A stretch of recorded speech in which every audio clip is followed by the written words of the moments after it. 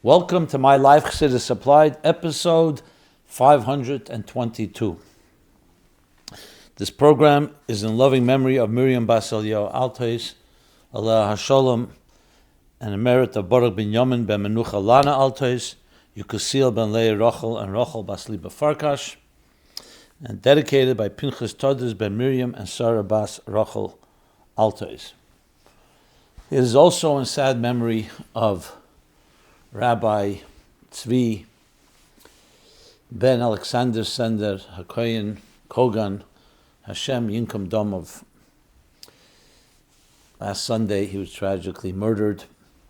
We spoke about it at length, and I received many letters of feedback, and we continue to honor him by both remembering all his great work, consoling and comforting his family, and above all, by continuing the work, doubling and tripling the efforts. Today at the Kinus HaShluchim, which is the annual conference for the Shluchim from all over the world, he was honored in a very most moving and touching way. And again, the best way you can honor someone is by building upon what he's done and doubling and tripling and perpetuating those efforts. And that is our commitment. I want to wish also everyone a very happy Rosh Chodesh Kislev. Rosh Chodesh Kislev, which is called Chodesh Ha'Geulah, Chassidim, which we'll discuss soon. It should be a Chodesh Ha'Geulah from all the negative, and we should only experience positive experiences, blessings, and above all, the Gula Amitis V'Ashlema. So that seems like a good place to begin, living with the time, being that it's Rosh Chodesh Kislev, after the month of Cheshvan, which is a month that's devoid of holidays. In this case, we also have the sad events that happened this past week, in addition to the challenges and continuing attacks and threats of our enemies against the Jewish people in Eretz Yisrael and other places in the world. So it's quite refreshing to know we're entering into a month called Chodesh Ha'Geulah. So how does Rosh Chodesh Kislev empower us today? Well, it empowers us because this month, we know the end of the month is the holiday of Chanukah, which is precisely the message of illuminating the darkness. That's why Chanukah we light the Chanukah candles at the end of the day. As the sun sets, Mishetishka Achama, we light it by the door, Al Pesach Beisim Bachutz, facing outward, because Chanukah's message is that there's no darkness that is stronger than our light. These candles will forever be eternal, in contrast even to the candles that were lit in the Beis HaMikdash, because they were extinguished, unfortunately, after the destruction of the Beis HaMikdash. But Chanukah continues to light and shine brightly. So no matter what darkness there is, the light is stronger. Beyond that, the whole month of Kislev is called Chodesh Ha'Geulah. So when asked, why is this month called Chodesh Ha'Geulah? So the most basic reason is because of Yutas Kislev. On the 19th of the month, we have the Geulah of the Alter Rebbe from prison. As we know, it wasn't just a Geulah, a personal one, that he was released from prison, but it was also a Geulah of his work. It was a validation and a vindication of everything he was doing. The spreading of Chassidus, Yefutza Ma'anesecha Chutza, in the way of Chassidus Chabad, that not only did he continue, but as the Baal Shem Tov of the Maggid told him, that he should even increase. And that is the crown jewel in the famous example of what Chassidus is, to bring a tremendous light in the darkness at the end of Golus, and also to prepare us as a taste of an appetizer of what's coming with Mashiach's coming. But we also have the Geulah of Yutas Kislev before that, Yud Kislev, even though it's before in date, but it was the Geulah of the Mittler Rebbe. The other special days in this month include Yudalit Kislev, the Rebbe's anniversary, and Rosh Chodesh Kislev. Rosh Chodesh Kislev in Tavshin Lamed Ches, so we're talking about the Tavshin Lamed Ches. We're talking about 47 years ago. I would say, yes, 47 years ago. Tavshin Lamed Ches is when the Rebbe first went home after the heart attack that he suffered on Shmini Atzeres at night, and then the Rebbe stayed in 770. And Chodesh Kislev was when the Rebbe went home, which was an indicator of a certain Geula from that Golus that the Rebbe was through, that we all were affected by. I remember it very vividly. And the Simcha, that was the celebration that night when the Rebbe went home, and over that whole weekend was hard to describe. And ever since, Rosh Chodesh Kislev became also a day of celebration by Chassidim. So even though every one of these Geulas came from something negative, including Chanukah at the end of the month, but the key thing is to remember that the Geula is stronger than the negative that preceded it. And that's what gives it so much power. It's one thing to celebrate a beautiful event. Another is to celebrate it after something was deprived, some setback, some loss. Because then you see that nothing can bring us down. Because even though there was a darkness, even though there was an illness, the Rebbe had the heart attack, and it was a very life-threatening heart attack. Even though the Alter Rebbe was in prison, the Mittler Rebbe was in prison, and all other things that happened during this month, that the Geula shows, like the example, halacha, there's the concept when someone challenges a contract, shtar sheyotza lav irud, you can no longer challenge it once it's upheld. So when a contract is written, okay, you consider it to be valid. But if someone challenges it, you think, okay, that's a setback. And yet, when you uphold it upon appeal, then you can't challenge it again, because it shows that it withstood the greatest challenge. Something has never faced a challenge, never faced a darkness. You don't know what will be. But once it has, and it has survived, not only survived, come out stronger, that demonstrates that now it's unvanquishable. Now that it's undefeatable, indestructible. So that's what these Geulas represent, and they give us koyach till this very day. So when we go back to how does Rosh Chodesh Kislev empower us today? So being Rosh Chodesh, firstly the day itself, due to the fact what happened on this day 47 years ago. So in addition to that, Rosh Chodesh also encompasses, like the Rosh, the head, the entire month. So it's a month that gives a tremendous power to bring light even in the darkest places, and a light that is enduring, and a light that prevails. So that should be taka the situation. Hashem should bless each one of you and each one of us, and Eden everywhere, and people everywhere. Only with Geula. Geula, as we know, is Geulah with an Aleph. So it has everything from the Geulah. It's not like ignoring it. On the contrary, it transforms Geulah, this very word, and adding an Aleph, the Aleph of Alufa Shalelom, the Aleph of Achdus Hashem Echad, and the Aleph of Oyer. That light, that is a light, the Yisr Ne'er Menachesha, that comes from darkness, that is an enduring one, and one that can never be defeated again. So may that be the case, and as I said, we should march straight into the Geula Amitis V'Ashlem, which of course sets the tone for the general message that I think we need to really focus on. And it's also the message that we learned from this week's Parsha. So let's move to that, and you see how things, Ashgacha Pratis, come together, something we learned from the Rebbe, the different events that happen in a certain period of time, the Parsha, the time periods, Rosh Chodesh Kislev, and events of the world, they all come together that we learn from the Torah, Chayenu V'Erech Yemenu, Torah Oyer, Torah of light, to give us, it empowers us, directs us, guides us, and gives us direction of how to proceed. So indeed, we learned this week's Parsha. What do we learn? This Parsha Vayeitzei. What do we learn from Parshas Vayeitzei? So the central theme, what is the central theme of the Parsha? Vayeitzei Yaakov me Be'er Sheva, Vayelech Charan.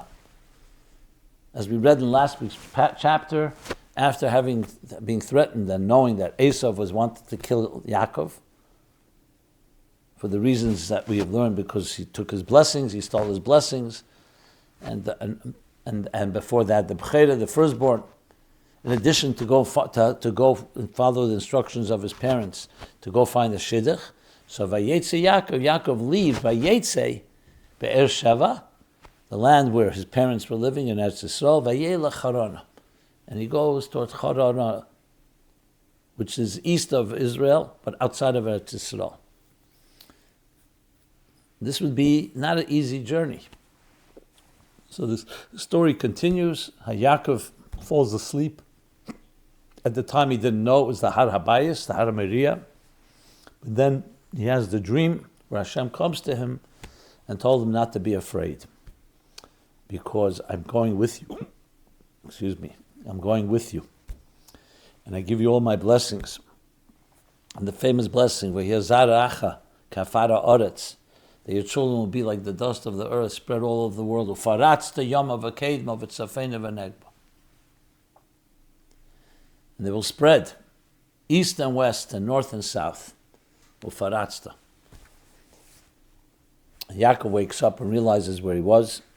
In the dream, there are more details, obviously. The dream of the ladder, the Malachim Elim v'Yerdim, and all these blessings. And Yaakov understood what kind of holy place it was, but he's also empowered to now go to Charan. So this is the story. He goes to Charan, and there he ultimately meets Rachel, but he's going to his uncle Lavan, who is the criminal Lavan, the shrewd, mischievous, sly conniver, and he has to deal with him. And you see what he does to him. Fools him about the marriage. Anyway, he spends 20 years there, and Yaakov builds his family where? In Charan. Besides from Binyamin, all the children, all the Shvatim will be born in Charan. And after 20 years, and as Yaakov says, 20 years of him dealing with a lot of pain, a lot of difficulties, he finally makes his way back to Eretz Yisrael, the end of the chapter, Yaakov halach l'darkei, and returns to Israel. So what is the essence of the story? So the Eira Chaim says, it's the story of the Yeridas HaNeshama Lamata. It's the story of each one of us. Yaakov represents the Neshama as it comes down below, and that's Yaakov Yud Ekev, as Chassidus Tzedek explains in Eira Teira. Yud, Hashem, the nitzutz, the spark of Hashem that's there in every neshama. But Ekev, it comes down into the lowest part, the heel of the foot, which represents the soul coming down into the lowest of worlds, Tachtenim, where it manifests there with the goal, of course, of transforming the world. And that's what happens. Yud Ekev. Where is Yaakov going from? Be'er Sheva. The fountain of seven refers to the seven midas of Atzilus, Eretz Yisrael. He's going to Charan Nafshal Mokim. God's wrath. It's a place that's hostile. Chesha Kofel Mechupel. Moli Klippers Usitra Achra. Filled with negative forces, hostile forces to the godliness, that oppose God, that are driven by self-interest to the point of Aniva Afsi Aid. Me and nothing else. The antithesis to God consciousness. And it's a Charan where Hashem says, that's where I'm sending you neshama. So you could think a person would be quite terrifying. That's why Hashem comes to Yaakov and says to him, no, I'm with you. While you're here, I'm with you. This is the kavanah. I'm giving you the power to deal with it. And not only deal with it, but that's where you'll build your family. Not in heaven, not in Gan Eden, not in Be'er Sheva, in Charan. From there it will flourish and spread, and ultimately spread all over the world. Dafka in the darker place. Where do you make a dira b'tachtenim, a home for the divine? Specifically, explicitly in the lowest of worlds. So it's a tremendous lesson to all of us, no matter where you are. Even when you're thrust in the darkest of situations, even when we're facing a tragedy, a death, a brutal murder, or wars going on in Eretz Yisrael for the last year, and dealing with different enemies and different threats, this is the lesson. So what does this chapter teach us on how to counter the fears triggered by recent events? You have the answer right here. The Parsha Mamash tells you, Hashem says, do not be afraid. I am with you. And you will return, not only intact, but with far greater strength even. So that's a lesson for today. Ma'isa Ovis similar bonim, whatever happened to the Ovis is a siman and gives us strength of what we need, what we can and are able to do, and the power that we're given to do that. We'll talk more about this a bit later, more details about dealing with fears and so on. But above all, it's about knowing that Hashem is with you. So someone asks, okay, good. What is the significance of Jacob's dream?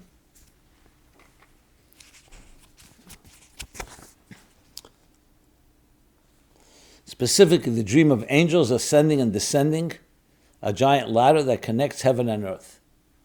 Sulam mutzav arza, the sulam, the ladder, was grounded, standing on the ground. V'reishe magia shamayma, and the top of the ladder reaching into heaven.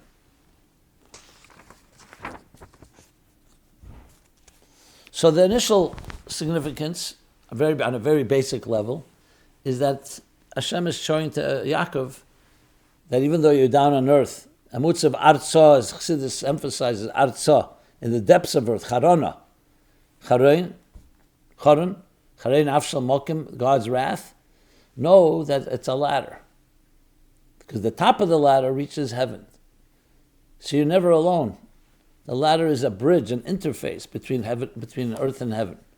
And Malachim Malachim are there with you. That's why it begins with Elim. They're with you to protect you, to escort you. They go up, and Malachim come down. So you're constantly in a relationship with heaven. We know that the Sulam represents tefillah, prayer. Each one of us, through our prayers, and there are 4 rungs to the prayer, 4 rungs of the ladder. The 4 stages in davening, whether it's Birchas HaShachar, Psukat Zimra, Shema and Shema Nesrei, or sometimes Birchas Krishma and then Shema. Different ways we structure the 4, but basically it's a journey of 4 steps from earth to heaven. And that's our mission. That's why we were sent in the first place down below. Yaakov Vayeitzei, he goes out of the Be'er Sheva, the holiness of the fountain of 7, of the 7 midas Zoh, going down where to Arza, to Charan. That's the purpose of it all, that we build that bridge, that we build that ladder, and we connect, and we transform the world that way. So the ladder from above helps us below, and the below elevates upward. That's the bridge, and that's the connection.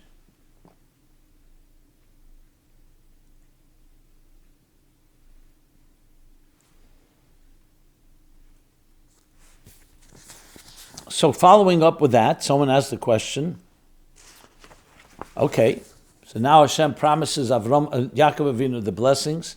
He also promises him Eretz Yisrael. So why did God promise the land to Jacob after he had already promised it to Abraham?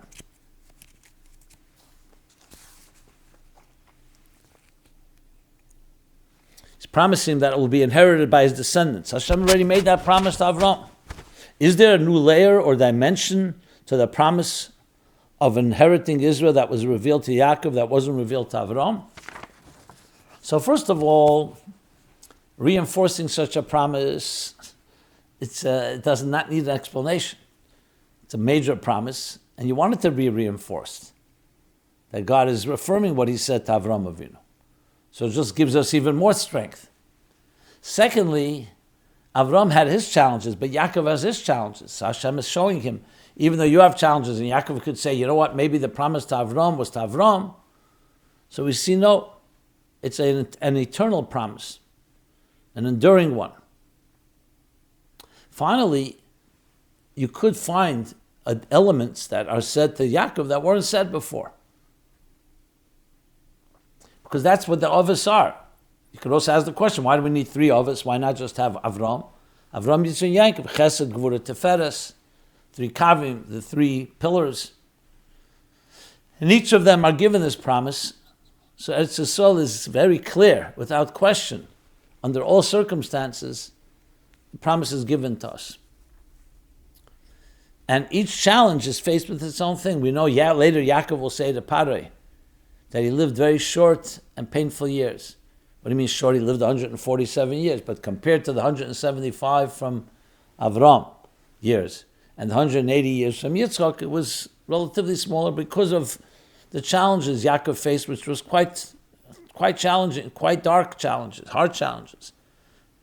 As we learn and we continue to learn. The story with Esav, then Lavan, then Kovtzel of Rugzei Shel Yosef, We're going to learn Parshas Vayeitzei. So the promises are always there, commensurate to the challenges, which again is a lesson for us that no matter what we go through, you could say the promise was fulfilled already, or the promise was under certain conditions. No, the promises are on all levels, all circumstances, all situations. Then the story continues. We know that Yaakov meets Rachel, and he's clear to him that Rachel would be the person he would marry. Of course, he approaches Lavan. Lavan makes him work for her, meaning work, becoming a shepherd.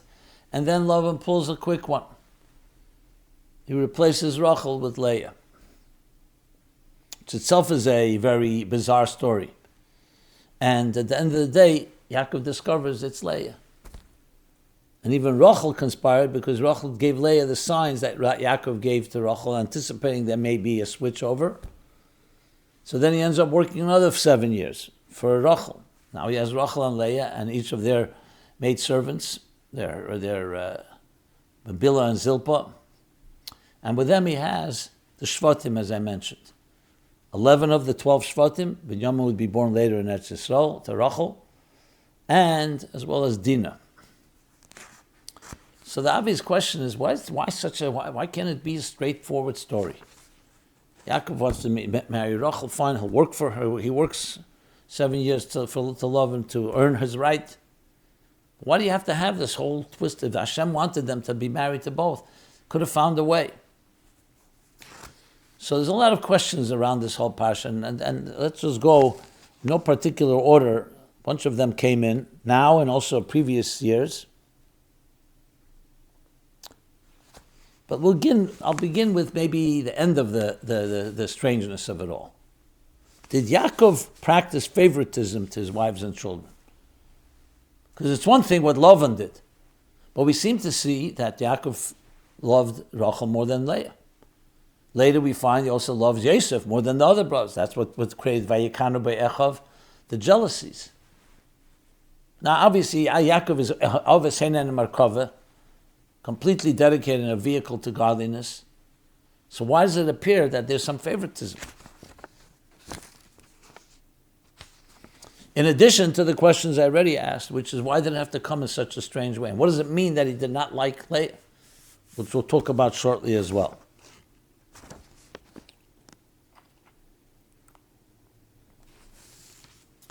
So overall, to understand Torah well, you have to remember, Medaberes bel yenim v'ramezes b'tachtenim. The Torah is speaking about spiritual concepts, spiritual ideas, and then it manifests in the physical. So it's mikri yetzim b'dei pshute. All of these things actually happen, but to really appreciate it, you have to understand there's a deeper story going on. And mais of a similar bonim. It's a story, our story, because these are all models for how we should live our lives. So the word would not be favoritism. It means there are different attitudes to different things in our life. For example, I spoke before about darkness and light. So generally speaking, we all gravitate to light. Nobody wants to deal with darkness. When we have no choice, we deal with it. And that's the way it's meant to be. A person should naturally gravitate to things of holiness and avoid things that are opposite. Yaakov didn't want to go to Charan, but that's where he was sent. He had to go there. Once you go, you have to deal with it. So when you see something that looks like favoritism, you have to realize it's not favoritism. It's the thing that Yaakov gravitates to more because there's a connection there. And when you see that something that Yaakov is so-called avoiding, it's not because he doesn't have a connection. He doesn't love one child more than another. It's because others, their attitude is more that has to come in a way that is indirect. So Yosef, later we're going to learn, Yosef and Yaakov had something very strongly and similar. Yosef is Mamshech, Yaakov's in Yonim. Yosef is Yesod, Yaakov is Tiferes of Atzilus. His Mamshech, Yaakov's, what Chassidus says, into Biyah. So that's a natural flow. The Shvatim, their role was a little more difficult. Difficult, I don't mean difficult in a negative way. It wasn't as direct. So it's not a matter of favoritism, it's a matter of like the student that is most likely going to fulfill your ongoing mission. The Shvatim also fulfilled Yaakov's mission, but they fulfilled it not in such a direct way. The same thing we talk about Leah and Rachel. Why did Yaakov choose Rachel? Because she was simply more beautiful? Because there's something in their connection that for Yaakov, he saw obviously that this is something that is needed to complement him in his avodah in this world. In Leah, he did not recognize that immediately. So when something is sent your way, not directly, it means it's coming from a deeper place. Like we say, Mashiach ba b'hesach hadas. 3 things, Mitzia, Akriv, and Mashiach. What means b'hesach hadas? Not when you expect it. In a surprising way, unexpected way. So there are things we expect. You do something, you expect a certain result. But there are sometimes, Hamshachas, Chassidus explains, that has to come in an indirect way because it's coming from a far deeper place. So it comes like in a mysterious way. Leah revealed that Chassidus explains, Alter Rebbe has a Maimon that explains, that Leah revealed Alma Diskasya, the hidden worlds. Rachel was Malchus as Alma Disgalia, the revealed.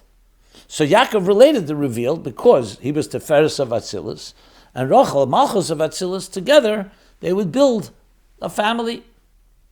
But he didn't realize consciously, and maybe it's not the right word, he didn't realize, because he probably did realize, but he wasn't consciously aware that there's deeper dimensions that don't come directly. That's why he embraced it afterwards. Because you could say, if you didn't want Leah, the question is, how could you be married to someone you don't like? Halachically, you're not allowed to. But he realized that's what Hashem wanted. But it couldn't come directly. It's Amshacha from a place that is so-called, that is not direct, not revealed, from a concealed place. So it's not a matter of favoritism, it's a matter of different Hamshachas that have to come our way. Like I said before, most of we not most, all of us, we gravitate toward light. If something darkness comes our way, it's not what we initially like. But then we realize, I have to deal with this now. Hashem wants me to deal with it. And then you discover, in the darkness, you can discover even greater light. So let's now go back to the question. Okay, so we discussed the question of favoritism, but now let's go back to another question. Hi, Rabbi Jacobson. Thank you so much. I'm sorry. If Yaakov didn't...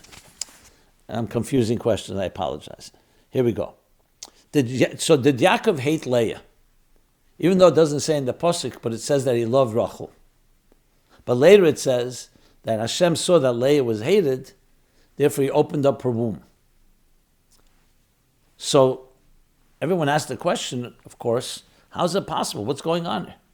Who is she hated by? So even if you don't say it's Yaakov, it's more that she was hated like more of an archetype type of thing. But what does that mean? And again, how could you be with a woman that you don't like? So the Alter Rebbe explains, as I explained, that Leah is coming from that deeper place, so it can't come directly. In other words, it couldn't just come, okay, marry Leah. It had to come in this indirect way, so-called through the deception of Lavan. And then, it was not something like Chatchila that Yaakov appreciated. But Dafka Hashem says, but that's where the womb opens up. She bore most of the children, because that's where the greatest blessings come from. Now, obviously, Yaakov appreciated that and understood it after the fact, and that's why it happened this way. So the lesson to us is that in life, we're going to be faced with both things, both in marriage and other situations, things that we expect and are revealed that we embrace, and things that may not be expected. And in that case, we may even resist it. That's what the Alter Rebbe says. We resist things. We dislike things that we don't expect. Because it's beyond us. It's l'mayla mitam v'das. But you have to learn to embrace that as well. So it's a very profound and powerful way of understanding this story of Parshas Vayeitzei. Okay. So someone asked, if Yaakov didn't care for Leah, why didn't he divorce her? A person isn't supposed to be intimate with his wife if he has in mind on someone else or he's upset with her. Granted, we don't want her to go to Esav, but the love-hate relationship messes with who has how many children. Hashem gives Leah 6 because Yaakov doesn't care for her. Rachel is jealous, yet she trades her for night for flowers and loses her burial spot and probably sets herself up to get cursed to fulfill that judgment. What's going on? So I'm not going to go through the other details. She didn't get cursed. It wasn't exactly like that. It's all about the appreciation, because at the end of the day, you have to look at the end of the story. End of the story that the Shvatim, which is the base of the Jewish people, comes from Rachel and Leah, or from Leah and Rachel, Reuven, Shimon, and so on. So Yosef and Binyamin come from Rachel. So you have to say that at the end of the day, Shiftei Yudke, these are all Shvatim that Hashem set up, and Yaakov understood and appreciated that. The question is how they come, and they can then deal with every given situation. So of course Yaakov loved Leah, on a human level for sure. But Leah was like the one that challenged him, that brought out from him things that he would not have brought out, not his koiches gluyim, his revealed faculties, but his koiches nalomim, the hidden ones, alma diskasya. Okay.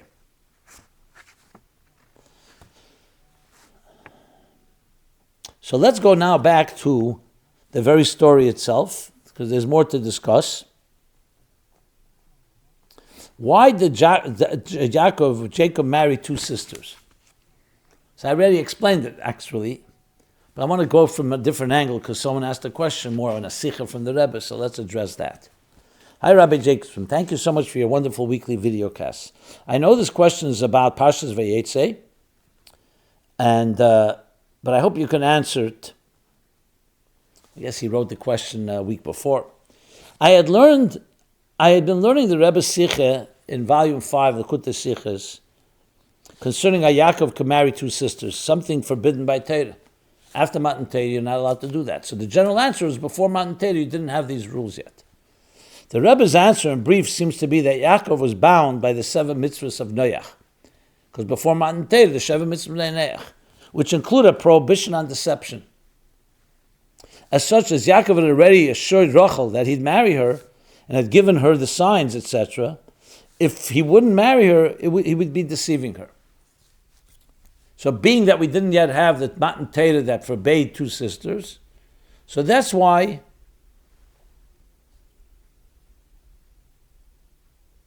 Yaakov married Rachel, even though he had already married Leah.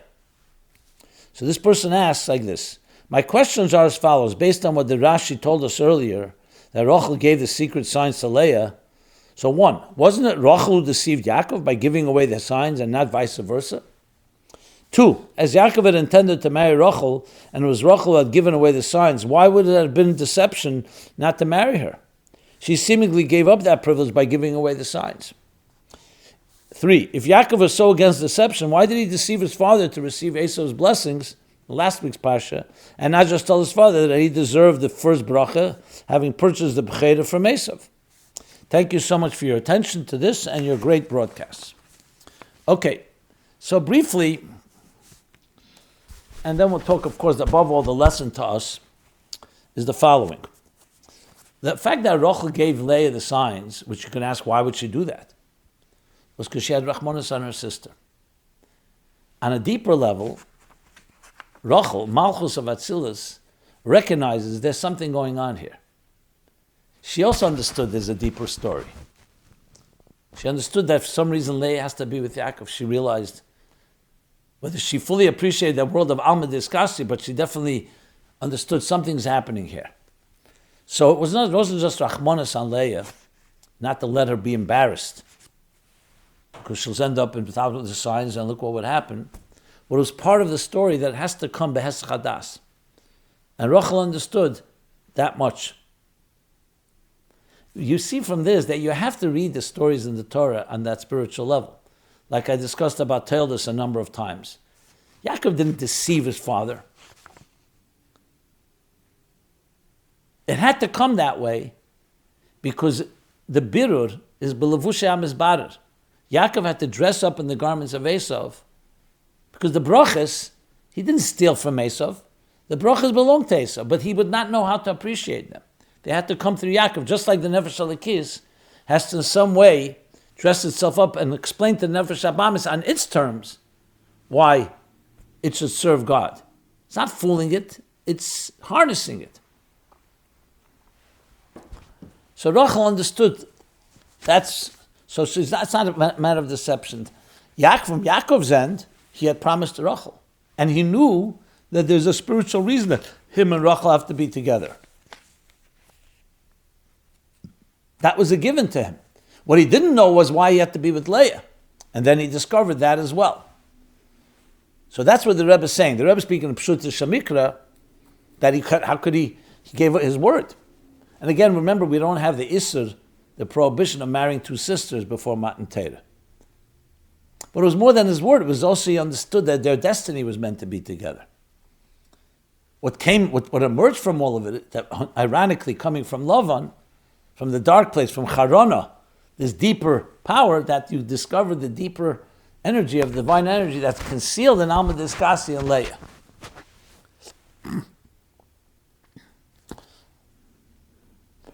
As far as deception goes, like I said, Yaakov didn't deceive his father. Yitzchak thought that Esau was already, like La'asad Lavi, was already refined. So he's ready to receive the blessings.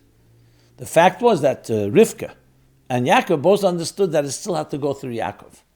As elaborated in this program in the previous years, I don't want to go into more detail than that. Okay. One more interesting twist is yet another about Dina. Was Dina meant to be a male? The answer says so.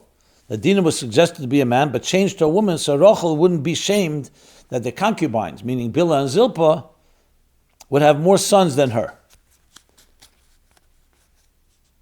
Dina wouldn't have been a male, they would have more sons. She only had 2 sons. This way they also had 2 sons, and Dina was a woman. Well, now what's going on here? Yet another twist. I mean, Manavshach. She has to be a male. So there are other ways. Maybe Leah should have given birth to her. So with Leah, you could say the 6 boys, you have Bina, which is Leah, Alma Diskasya, Bina, gives birth to the 6 Midas. Malchus is a separate entity. So you could explain it that way. But bottom line is, what's going on here? Someone suggests, I don't want to even go into that, to be honest. This brings us to another topic, which is the issue of is this someone that can be born a man that really was a woman, or vice versa, like you find with Yitzchak. It says in Erechayim and other places that Yitzchak initially was a neshama of a nukva, and by that case he received the neshama of a zachar. But I don't want to compare. I don't want in any way Yenika Sachitzenim addressing issues today with trans and so on, because it's nothing to do. This is a Gedusha. This is Hashem. This is not what people decide and what is expedient and so on and so forth. But the fact is there is such a thing as a neshama de duchra, a male soul, and there's a female soul. So clearly Dina needed to have both elements. Here's not the place to go into detail, but clearly Dina plays a particular role in the birur as one of the children of Yaakov. We see this later in the Parsha Vayishlach with Shechem. The whole story that Dina may have had an effect on Esav, had Esav married her. Yaakov didn't want that. So Dina herself is also a paradoxical entity that needed to have these both elements of masculine and feminine. But Pel, she's a female. So we'll talk about that another time. I just wanted to avoid that this is all part of a bigger plan. But the most important thing to keep in mind is that you see the stories in the Torah are never straight in the sense, because it's not a history book. It's not telling us a nice story. It's coming to tell us the story of life. And life is filled with these paradoxes and these challenges.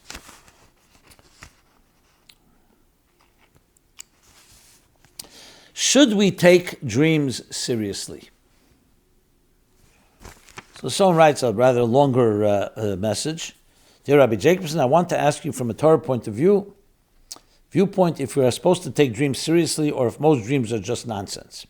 On the one hand, the Torah takes some dreams very seriously, such as Yaakov dreaming of the ladder, Yosef dreaming of his brothers bowing to him, and even some dreams of Pharaoh. So we can see that sometimes dreams are noteworthy and can carry important messages. Correct. But does it mean all dreams have something important? The Talmud does say a dream is 1/60th of prophecy, but if so, we can also say a dream is 59 of a 60th of nonsense. Okay, let's begin with that. So it's a longer topic. I've spoken about it in the past. The Gemara says, on one hand, Ein cholim b'lei devarim b'teilim. There's no dream without nonsense. On the other hand, a dream could also carry a vision, a ruach hakodesh, some type of prescience, some type of foresight of something, premonition. And yet we don't interpret dreams. We stay away from interpreting dreams. Like Yaakov, Shomer Esadov, the Gemara says in Brachas,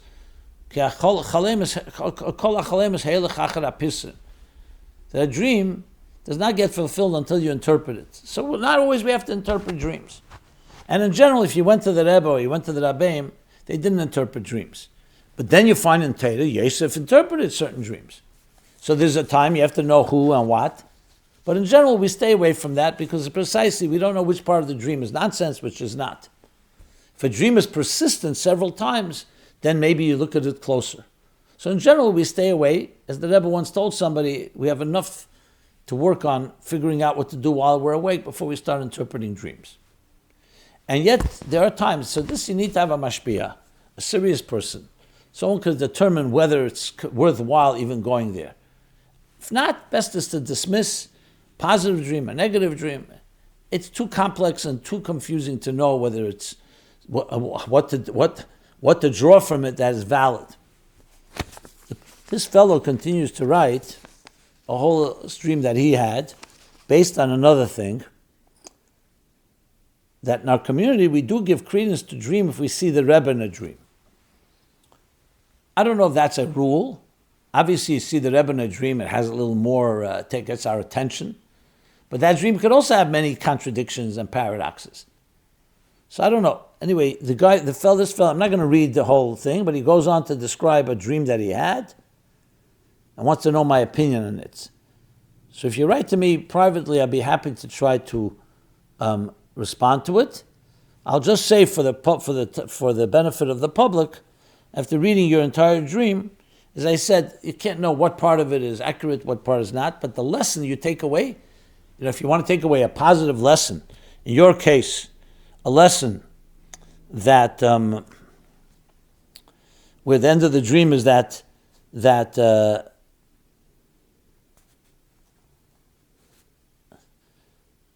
you are capable of being able to give tzedakah to others and help organizations or individuals,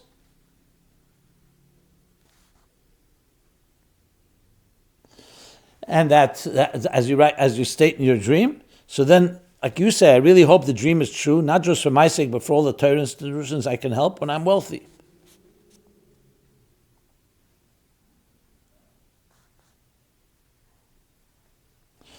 So therefore I would say, by all means, if you had a dream that Hashem was going to bless you with wealth, and that through that wealth you give tzedakah, and that motivates you to give tzedakah, of course, no one can argue with Ein Nachar Ma'aser Klum, no one can argue with that action. But as I said, more details I think is more appropriate in private rather than in a public forum like this. Okay, now that we've talked about some of these matters, so obviously it all applies going back to the original theme, that even when we're faced with challenges and difficulties, we have from the Parsha, from the month of Kislev, Rosh Chodesh Kislev, strength. So with that, let's talk about a few things that are connected directly to the battles going on, unfortunately still in Eretz Yisrael. So someone asked this question.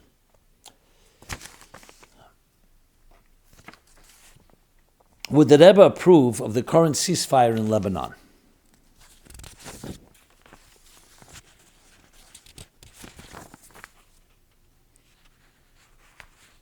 Would he be disappointed that Israel signed a ceasefire with Hezbollah before the job was completed and Hezbollah was completely destroyed? So on one hand, There are times where the Rebbe, during the Yom Kippur War, for example, he said they should go into Damascus, into Cairo, not to conquer, but just to show the enemy that we go right into your heart. That's what you want to do. You want to show the enemy and frighten them as the ultimate deterrent. So no question, but the Rebbe, the approach was peace through strength, and don't show any type of weakness. But you have to keep in mind as well, the Rebbe understood, and that's why I can't say what the Rebbe would say now, that there are many factors going on behind the scenes. Strategies, what's the ultimate intention, being that we don't know all the facts, so we can't just jump to a conclusion. We like to believe that it's coming from strength, and it wasn't weakness or pressure that caused them to call for the ceasefire, and that it's not a retreat in the sense that will embolden the enemy to continue what they're doing, if not now, a little later. So in general, because we don't know everything, it's hard to speculate. The Rebbe would say, no, don't make a ceasefire. The Rebbe generally understood that there may be other factors involved. But overall, yes, you could say that if the ceasefire is simply from weakness and it's allowing the enemy to rebuild, that would never be good. And we see what happened when we allowed that to happen, both in Lebanon and in Gaza. So that's the best way I could answer that question. That we don't know all the details, and therefore it would not be wise to just speculate and just criticize. But again, the hope is that it's coming from strength and will only lead to the ultimate destruction, of course, of the enemy. Because the goal is not to give them any base to build upon. If anything, it's a goal either maybe for Israel, give them Israel some time. So that's the key thing to remember. But unfortunately, as we know, ceasefires can also be manipulative. It could be used by the enemy for their own purposes. Now, the good news is in Gaza, they did not call for a ceasefire because Israel recognizes that that would not be in its benefit. So you have to weigh the two, and not sure, again, all the details. That's why I'm being somewhat hesitant to say anything conclusive. Okay.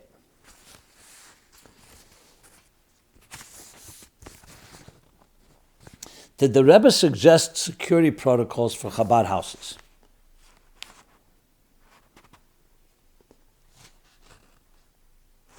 Okay, so now when the Rebbe started sending out the shluchim, did he discuss and set a policy for security protocols in the Chabad houses? We have 2 rabbis murdered by terrorists, and an attack at Rabbi Goldstein's shul in California. That was in Power, where he was injured and one of his congregants were killed. I know it's nice to have faith that Hashem will protect, but what more should we be doing physically from our part to make sure these attacks never happen again? So the Rebbe, I don't recall a direct directive, but it's a very obvious thing that the Rebbe understood that b'derech hateva we have to do everything prudently to have the proper security for a shul. That's a given. Not to be frightened and not to be driven by fear, but of course you do everything b'derech hateva to protect and have security. So that's not even a question. However, together with that also comes b'tachin Hashem and recognizing that we don't retreat from the work we're doing, and that's why, God forbid, whether it's in the United Arab Emirates or Mumbai, we don't leave, create all the proper security, but show strength and build further, and we're not going to retreat in any way. So I think that is the general approach to that. What more should we be doing to protect ourselves from our enemies? Well, again, the prudent thing is obviously to bring security people in and make sure that everything is covered on a very basic derech hateva. What more could be done? We have a whole series in Torah of things. Hashkim v'harev, learning Torah, mepi elim v'yenkim yisad ta'ez, hashbus eva misnakim, from the mouth of children, Torah, Avedig, Mils Chasad, Mezuzah, Tefillin, the different mitzvahs that have a particular sgula, a particular feature that helps protect from enemies and drive fear in the enemies. Utzei Esav Asufar, Davra Davra V'Leyakum, Ki Imanu Keil, faith, betochen, achdus, and avos Yisrael. So there's many, many things we could be doing. Again, there's the physical things we should be doing, natural means, and of course the spiritual things. So another person writes, how can we not be frightened? How can we live here without being scared? How can you protect your children when we live in such a scary world? Our jobs as mothers cannot happen if we can't protect them. Which leads us also, what should we be telling our children? So how can we not be frightened? So let's open up the Parsha. Exactly how Yaakov should not be frightened, because Hashem is with us. Ki imanu keil. The fact that there are challenges, that's part of the story. So we have to do everything possible, again, physically and militarily and defensively and offensively, but also realize that Hashem is with us. That's the end of the day. That's how Eden survived. Kifsa achas ben shivim ze'evim. One sheep, one lamb, one small lamb among 70 wolves. That's what gave us the power. What should we tell our children? Exactly that.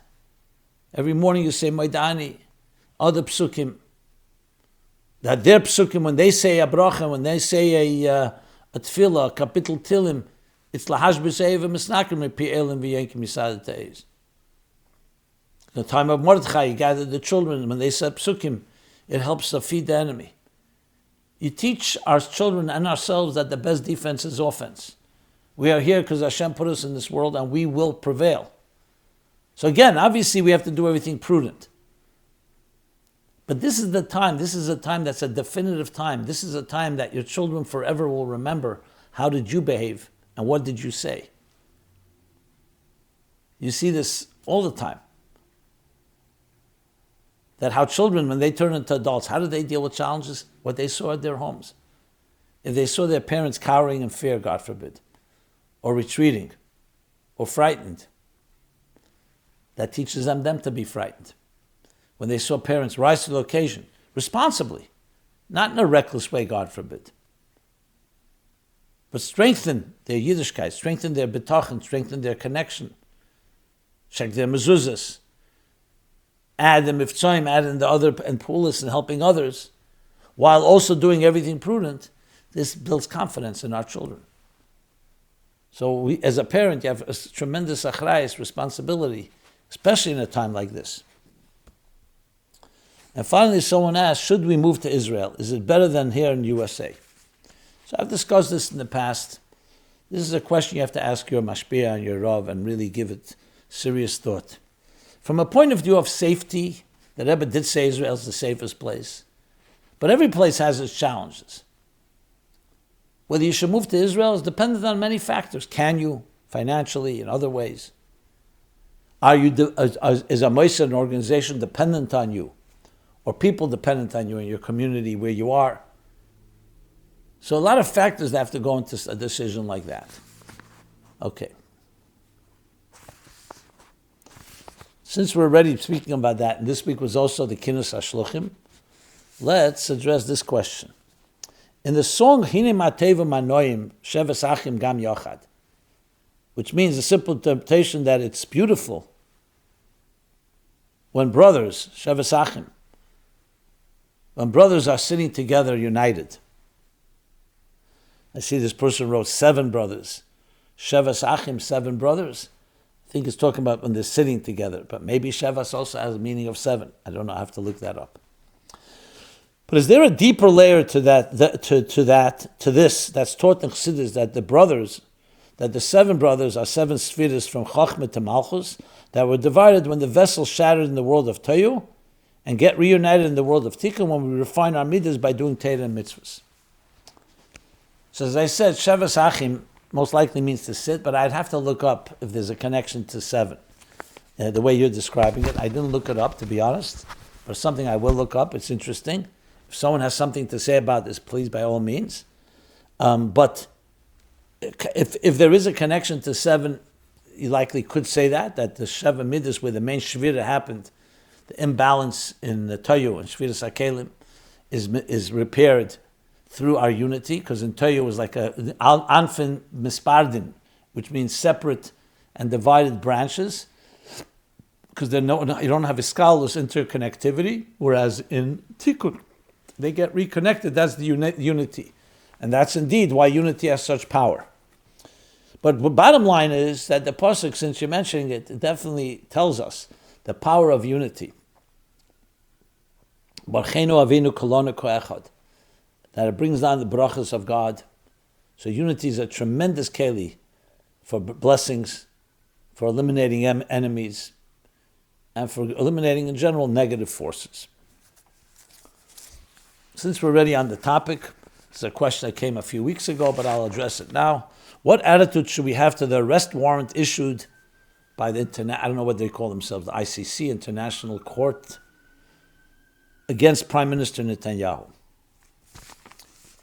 Well, the same attitude you should have when the UN rules again and again against Israel. I think someone's already demonstrated that there are more rulings against Israel than any other country in the earth combined. So it's basically anti-Semitism, collusion of the nations, utzeitze v'sufar, that we can't give any credence to. Shouldn't surprise or shock anyone. It's a blatant, and maybe even more than blatant, demonstration of the absolutely imbalance. Can you imagine? Blaming the victim. It would be like issuing a warrant against the Jews in the Warsaw Ghetto for uprising, or Jews in the concentration camps for whatever they may have done. It's complete insanity. That's the immediate expression.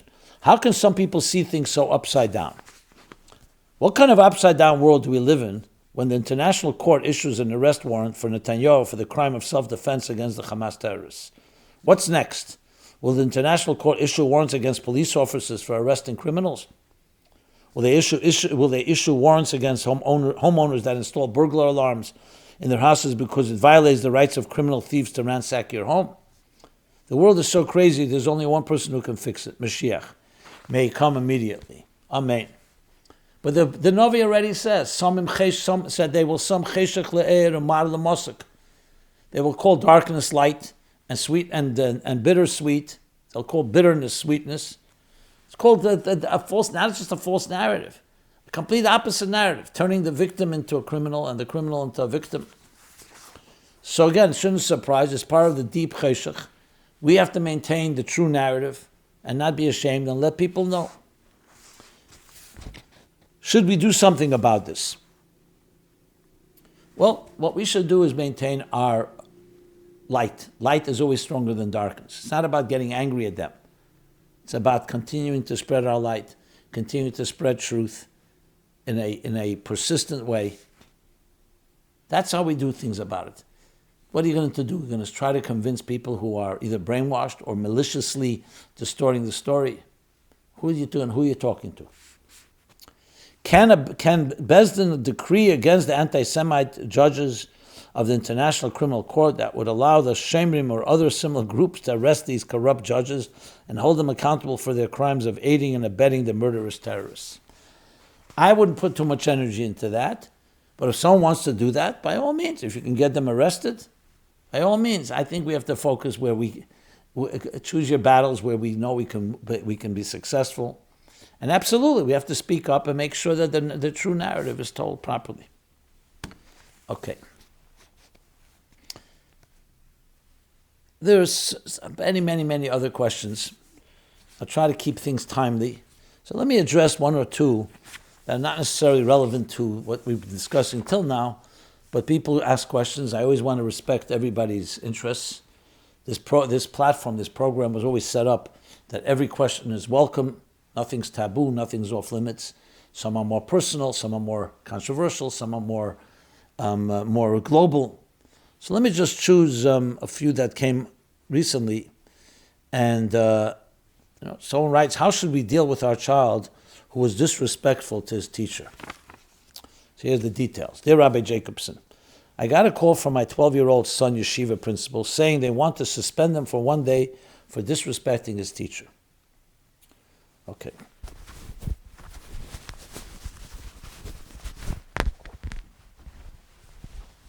What happened was apparently some kids in the class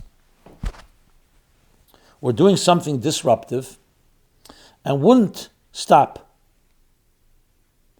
when the teacher asked them to. So the Rebbe threw the blackboard eraser at them, and my son said that eraser only scares people with many gods, and one world, but it doesn't scare me, and I have one God in many worlds. It's quoting the Frierdiker Rebbe's expression. While my wife and I both privately laughed and thought what our son said was intelligent and funny, we still agree it was disrespectful, and that in order to maintain the proper decorum in the classroom, our son needs to be held accountable for being disrespectful. We just disagree with the principle on the punishment of a one-day suspension. We think our son should apologize to his Rebbe in front of the whole class, and that should be enough. I think suspension should also only be done in extreme cases where a student did something very dangerous to the staff or other students. But the Frierdiker Rebbe once did the Frierdiker Rebbe once have a conversation with his father and said it's a big responsibility running a yeshiva and being responsible for Jewish neshamas, and that he would go out of his way to find reasons not to ever suspend or expel students from Temchet Mim. So all the above is true. Let's put it that way. This is an issue that comes up quite often, I'm sure in different circumstances. The first thing is, both as a parent and as an educator, you want to be as objective as you can be and not allow biases or prejudices to get in the way. Sometimes a teacher can be overly sensitive and sometimes even a little immature or just not patient enough. A teacher with kids, especially wild kids, can sometimes lose it and make a mistake. So you have to have recourse in a way that's also respectful. You can't have someone come into the class and say the teacher made a mistake and all the students are right, because that will create a certain element of lack of respect for the teacher and so on. So you have to find ways sometimes in that situation, if let's say a teacher did overreact, to find a way that saves face with the teacher, does not empower the students in the wrong way, and make sure that everything is straightened out. Sometimes it has to be done off the record, behind the scenes. Same thing with parents. Parents can be very biased.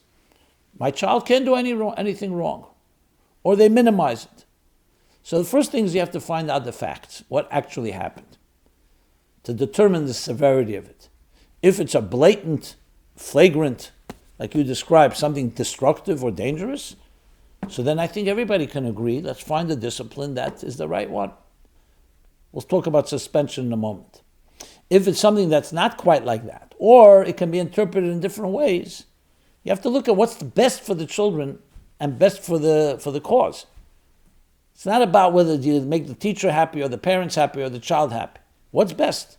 If, for example, it caused that the whole class became less respectful and far more lax, then that has to be addressed.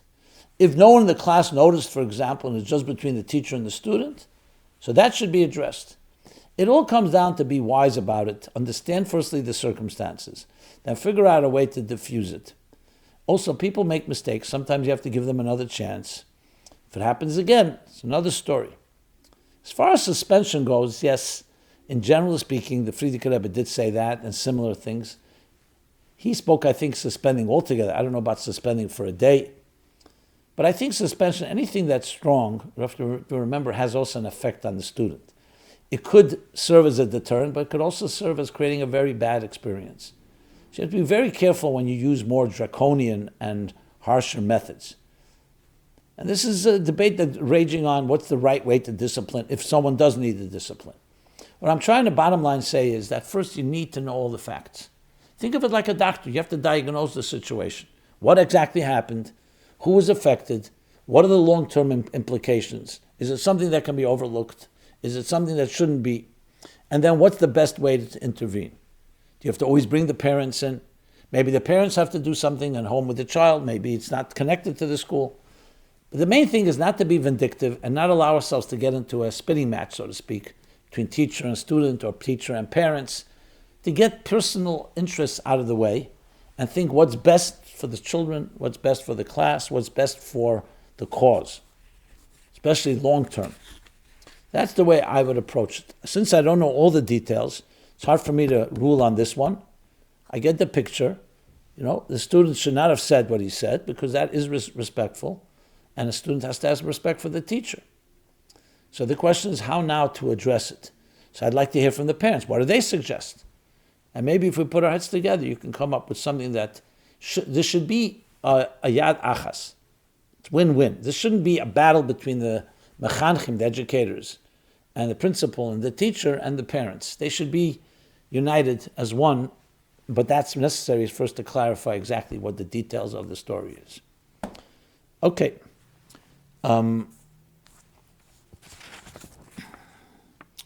There's more to talk about, but time has run out, so let's conclude. Let's remember educating children has long-term impact for generations, for that generation, for generations to come. But let's go back to the key message is, we're living in interesting times, very challenging times, but we're here, which means Hashem blessed us with abilities, and